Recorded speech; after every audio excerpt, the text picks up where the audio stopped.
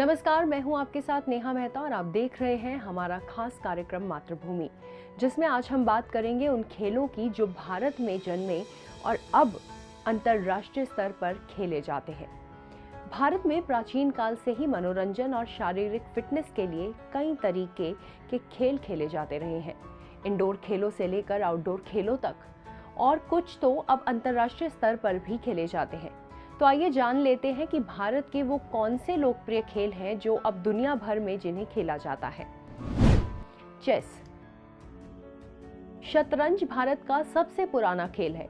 आज जिस तरह से चेस खेला जाता है उसके विपरीत यह एक चेकर बोर्ड के पासे के साथ खेला जाता था, लेकिन बिना काले और सफेद वर्गों के।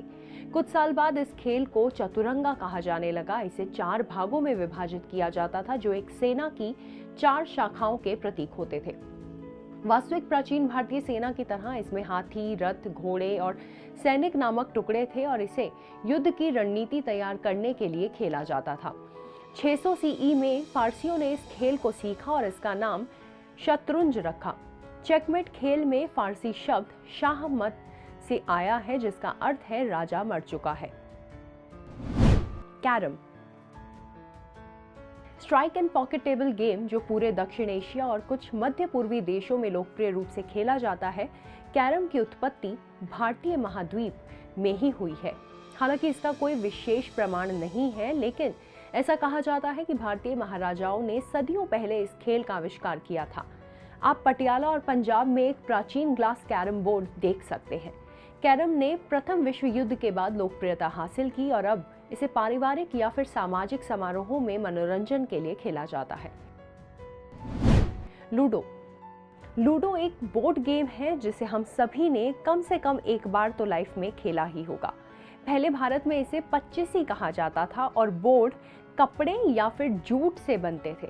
महाराष्ट्र में अजंता की गुफाओं में पच्चीसी का चित्रण देखने को मिलता है, जिससे पता चलता है कि मध्यकालीन युग में यह खेल काफी लोकप्रिय था। अकबर जैसे भारत में मुगल बादशाहों को भी पच्चीसी खेलना पसंद था। 19वीं सदी के अंत में इंग्लैंड में एक ही खेल के विभिन्न रूपांतर खेले गए। 1896 में एक ऐसा ही खेल दिखाई दिया जिसे लूडो कहा जाता था और इस प्रकार इसका नाम पेटेंट लूडो कराया गया।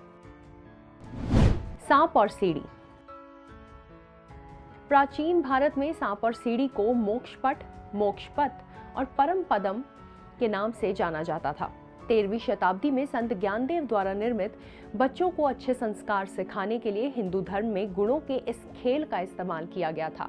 सांप दोष और सीढ़ी गुणों का प्रतिनिधित्व करते थे।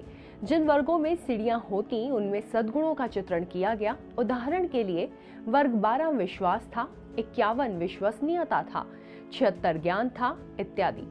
इसी तरह जिन चौकों में सांप पाए जाते थे उन्हें विकार और दोष के रूप से जाना जाता था, जैसे कि वर्ग 41 अवज्ञा था, 49 अश्लीलता थी, 84 क्रोध था वगैरह। 100वां वर्ग मोक्ष या निर्वाण का प्रतिनिधित्व करता था। समय के साथ खेल में कई बदलाव हुए, लेकिन अर्थ वही रहा। यदि आप अच्छे कर्म करते हैं तो आप स्वर्ग में जाते हैं और यदि आप बुरे कर्म करते हैं तो आपका पुनर्जन्म होता है। पत्ते। आधुनिक ताश के पत्ते प्राचीन काल में भारत में उत्पन्न हुए और इसे क्रीड़ा पत्रम कहा जाता था। यह पत्ते कपड़े के टुकड़ों से तैयार होते थे और रामायण और महाभारत के प्राचीन डिजाइनों को प्रदर्शित करते थे। मध्ययुगीन भारत में इन्हें गनीफा कार्ड के नाम से जाना जाता था और राजपूताना, कश्मीर, ओडिशा, दक्कन क्षेत्र के साथ साथ ये नेपाल के शाही दरबार में भी खेला जाता था। ये सभी कार्ड हस्त निर्मित और पारंपरिक रूप से चित्रित किए जाते थे। कार्डों को पर्याप्त मोटाई प्रदान करने के लिए कपड़े के कई टुकड़ों को एक साथ चिपका दिया जाता था। पोलो। प्राचीन पोलो की उत्पत्ति मध्य एशिया में हुई थी। भारत में मणिपुर ने आधुनिक पोलो की नींव रखी। 15वीं शताब्दी में जब बाबर ने मुगल साम्राज्य की स्थापना की तो उसने इस खेल को काफी प्रसिद्ध बना दिया। बाद में जब अंग्रेज भारत में आए तो उन्होंने इस खेल को अपनाया और यह धीरे धीरे पूरी दुनिया में फैल गया।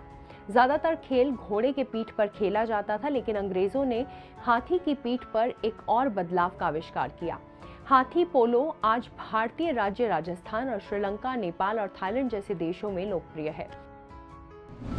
Bull fighting. तमिलनाडु के बुल टेमिंग खेल को भारत में विभिन्न नामों से जाना जाता है, जैसे जलीकट्टू, मंजू विराट्टू और एरुथाजू वाथल कहा जाता है। यह ज्यादातर पोंगल उत्सव के दौरान खेला जाता है। इस खेल के लिए सांडों को विशेष रूप से पाला जाता है। पहले सांडों की लड़ाई तमिलनाडु के प्राचीन जनजातियों का एक लोकप्रिय खेल था। यह खेल बहादुरी और मनोरंजन के लिए खेला जाता था और इस खेल को जीतने वाले को पुरस्कार राशि भी मिलती थी।